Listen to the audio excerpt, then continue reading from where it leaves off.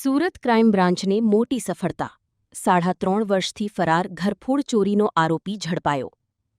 સુરત શહેર ક્રાઇમ બ્રાન્ચે 3.5 વર્ષથી પોલીસ પકડથી દૂર રહેલા ઘરફોડ ચોરીના આરોપી વિનોદ ઉર્ફે વિનુ ઉર્ફે નિલેશ દેવુ ભૂરિયાને ઝડપી પાડી મહત્વની સફળતા મેળવી છે.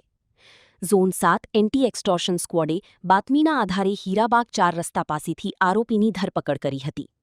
પોલીસ પૂછપરછ દરમિયાન આરોપીએ વર્ષ 2023માં પોતાના 2 સાગરીતો સાથે મળીને કાપોદ્રા વિસ્તારના હીરાબાગ નજીક આવેલી ટ્રાવેલ્સ ઓફિસ તેમજ શાંતાબા કોમ્પ્લેક્સની 4 ઓફિસોના શટર તોડી રોકડ રકમ, મોબાઈલ ફોન અને લેપટોપની ચોરી કરી હોવાની કબૂલાત કરી હતી. ગુનામાં સામેલ અન્ય આરોપીઓ અગાઉ જ ઝડપાઈ ગયા હતા, જ્યારે વિનોદ પોલીસથી બચવા અમદાવાદના સાણંદ વિસ્તારમાં ભાગી ગયો હતો અને ત્યાં મજૂરી કામ કરતો હતો. આરોપી સામે કાપોદ્રા પોલીસ સ્ટેશનમાં ઘરફોડ ચોરીના 2 ગુનાઓ નોંધાયેલા છે. બંને ગુનાઓમાં કોર્ટ દ્વારા કલમ 70 હેઠળ વોરંટ પણ જારી કરવામાં આવ્યા હતા. રિપોર્ટ હરીશ રાજપૂત, સુરત.